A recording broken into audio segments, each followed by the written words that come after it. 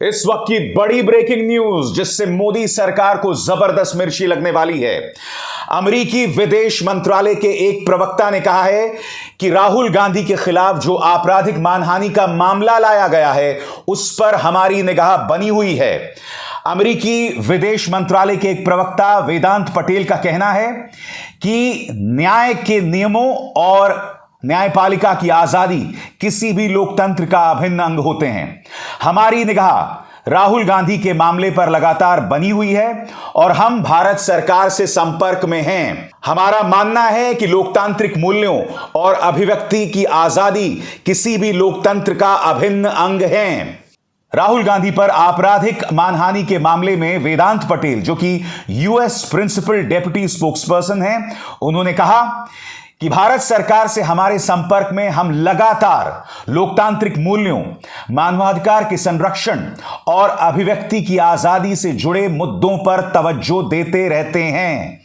और जाहिर सी बात है कि अमेरिकी विदेश मंत्रालय के इस विभाग का यहां पर जबरदस्त असर होने वाला है।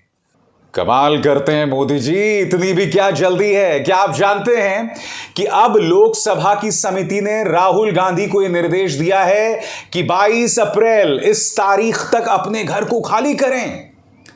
यानी कि सूरत की अदालत में फैसला आता है, आपराधिक मानहानि के मामले में राहुल गांधी को 2 साल की सजा मिलती है और अगले ही दिन लोकसभा के अध्यक्ष उनकी सदस्यता को खारिज कर देते हैं। और अब नया फरमान आया है कि राहुल गांधी अपने घर 12 तुगलक लेन को 22 अप्रैल तक खाली करें। प्रधानमंत्री मोदी, इतनी क्या जल्दी है, इतनी क्या नफरत है राहुल गांधी से कि उनसे घर खाली करवा रहे हैं आप दोस्तों। और बात यहां नहीं रुकी, आगे जाके मैं आपको बताऊंगा कि अब मोदी सरकार को सत्याग्रह शब्द से भी दिक्कत है। जी हां, हैरत हो रही होगी आपको। वो सत्याग्रह जो कि स्वतंत्रता आंदोलन में हर भारतीय का सबसे मजबूत हथियार था, उस शब्द से भारतीय जनता पार्टी को दिक्कत है। मगर मुझे हैरत बिल्कुल नहीं है, क्योंकि इनके जो पूर्वज थे इन्होंने भारत छोड़ो आंदोलन में हिस्सा भी नहीं लिया। मगर सबसे पहले दोस्तों मैं आपको बतलाना चाहता हूं कि किस तरह की हरकतें हो रही हैं। आपके सामने एक खबर जो मैं आपको पढ़ के सुनाना चाहता हूं।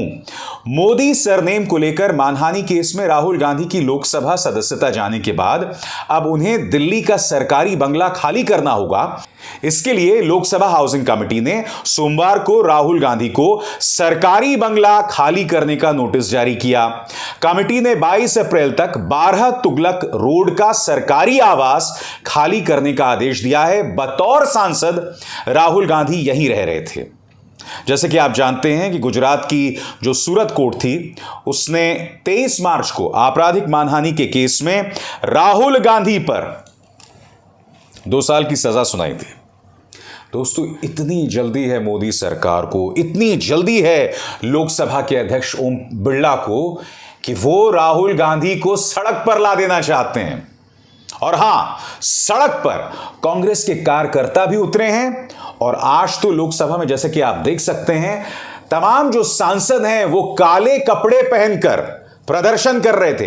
काले कपड़े पहनकर क्या प्रदर्शन कर रहे थे मैं आपको बाद में बताऊंगा। मगर मैं आपको बता दूं कि आज इंडियन यूथ कांग्रेस के कई कार्यकर्ता जो हैं वो मैदान में उतर गए थे और वो नारे लगा रहे थे, जब जब मोदी डरता है पुलिस को आगे करता है, मोदी तेरी तानाशाही नहीं चलेगी, नहीं चलेगी। सुनिए।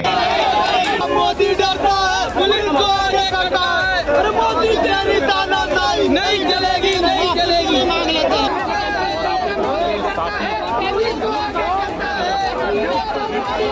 इस बीच आज लोकसभा में भी एक अनूठा प्रदर्शन दिखा। जैसे कि आप देख सकते हैं, तमाम सांसद यहां मौजूद थे और तमाम सांसद यहां पहुंचे काले कपड़े पहनकर। वो राहुल गांधी की सदस्यता खारिज होने के खिलाफ प्रदर्शन कर रहे थे और तमाम राजनीतिक दल एक मंच पर आके एक स्वर में इस मुद्दे के खिलाफ प्रदर्शन कर रहे थे। ये तस्वीरें इस बात की बानगी हैं।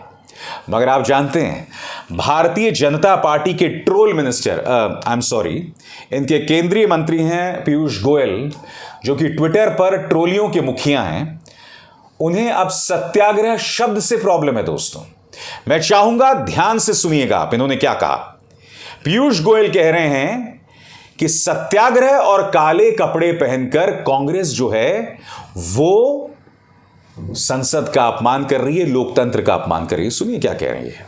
सदन में आए, कब तक कांग्रेस पार्टी इतनी छोटे स्तर की राजनीति करती रहेगी?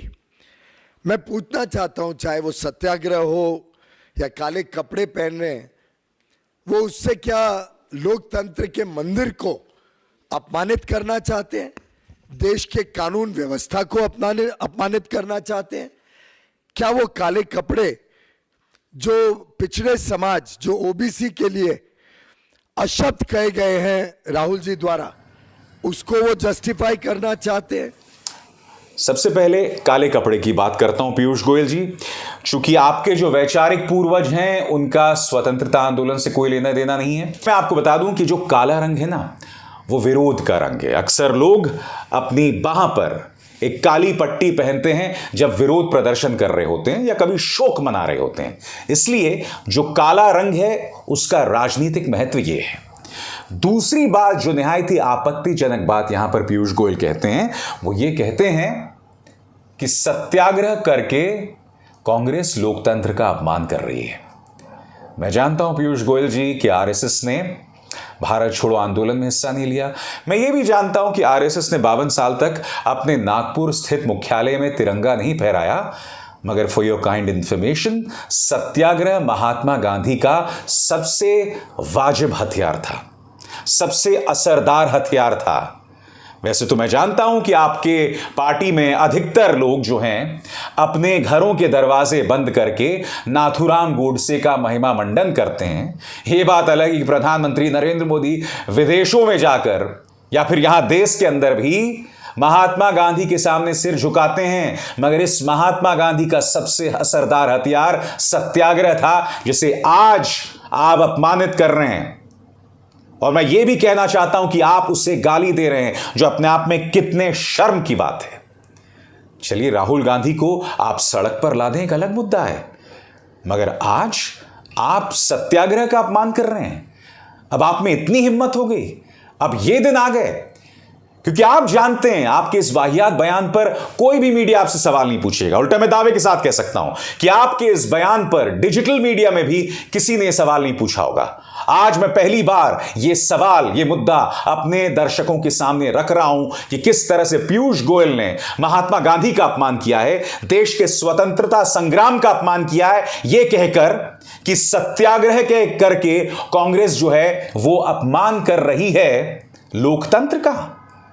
लोकतंत्र के मायनों को समझिए मिस्टर पीयूष गोयल, उसके बाद इस तरह की अनर्गल बातें कहिए। जाहिर सी बात है कांग्रेस ने उग्र रूप अपनाया हुआ है। आप देख सकते हैं कि मल्लिकार्जुन खड़गे जो हैं वो बाकी विपक्ष के नेताओं के साथ खड़े हैं। उन्होंने इसे लोकतंत्र का काला दिन बताया, और यही नहीं, एक बहुत बड़ा आरोप लोकसभा के अध्यक्ष ओम बिरला पर लगाया, यह कहते हुए कि प्रधानमंत्री मोदी के कहने पर ओम बिरला ने, जो कि लोकसभा के अध्यक्ष हैं, कांग्रेस के नेता राहुल गांधी की सदस्यता को खारिज किया गया, डिस्क्वालिफाई किया गया। सुनिए क्या कह रहे हैं। आज जो एक काला दिन है डेमोक्रेसी में, black day, such things never happened earlier. For small things, defamation case not exceeding 2 years, that sentence says, but not exceeding means 2 साल 1 मिनट भी अगर हो गया वो डिस्क्वालीफाई कर सकते हैं। 2 साल 1 दिन भी हो गया आप कर सकते हैं। नॉट एक्सीडिंग मीन्स ये 2 साल तो नहीं हुए, लेकिन फिर भी ऐसा तरातुरी गड़बड़ी में हमारे गवर्नमेंट, बीजेपी की गवर्नमेंट, मोदी सरकार स्पीकर को बोल के मिनटों में, लाइटनिंग स्पीड में उनको डिस्क्वालीफाई कर दिया, क्योंकि वो पार्लियामेंट में नहीं बोलना, उनका मुंह बंद करना, अदानी के बारे में आवाज नहीं उठाना। और ये सारी चीजें कब हो गई कि जब अदानी के खिलाफ राहुल गांधी जब बोलने लगे, आवाज उठाने लगे, तब ये मोदी गवर्नमेंट डर गई। और दूसरी चीज, जो राहुल गांधी जी कन्याकुमारी से लेकर कश्मीर तक जो उन्होंने पदयात्रा की और हमारे सभी लोग, लाखों लोग जुड़े उनके साथ, और जुड़ने के बाद उनको एक लगा कि ये बहुत बड़ा मुद्दा बनने वाला है और ये हमको बहुत बड़ा चैलेंजर है, ये समझ के उन्होंने राहुल गांधी को डिस्करेज करने के लिए, डराने के लिए वो काम किए हैं। हम ना डरेंगे, राहुल गांधी जी नहीं डरेंगे, और अपोजिशन पार्टी को आप दबाने की कितनी भी कोशिश करेंगे, अपोजिशन पार्टी डरेगी नहीं, दबेगी नहीं, झुकेगी नहीं। तो एक तरह से कहा जा सकता है दोस्तों कि मल्लिकार्जुन खड़गे यहां पर बहुत ही गंभीर आरोप लगा रहे हैं। सीधे ओम बिरला पर यह आरोप, जो कि लोकसभा के अध्यक्ष हैं, याद कीजिएगा आपके स्क्रीन पर महुआ मोइत्रा, इन्होंने यह तक आरोप लगाया था कि ओम बिरला सत्ता पक्ष के सांसदों और मंत्रियों को तो कहने देते हैं, मगर जब हमारे कहने की बारी आती है तब लोकसभा की कार्रवाई को स्थगित कर दिया जाता है। कितने शर्म की बात है।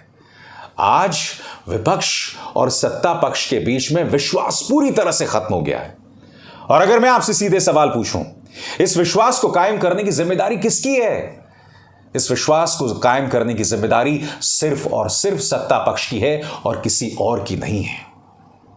मगर आज दाल का स्वाद बिगड़ चुका है। काली दाल की बात मल्लिकार्जुन खड़गे कर रहे हैं, मगर आज दाल का स्वाद बिगड़ चुका है। दोनों के बीच सहमति की कोई गुंजाइश नहीं है। मगर मल्लिकार्जुन खड़गे की काली दाल क्या कहती है, मुलाहिजा फरमाइए। इसके लिए जो सवाल किए थे, उन सवालों का जवाब वो नहीं दे सके, और पूरे पार्टी के नेता लोग यहाँ पर, जो जितने भी पार्टियां, हमारे 18 पार्टी आज आए हैं, एक भी पार्टी मिस नहीं हुआ।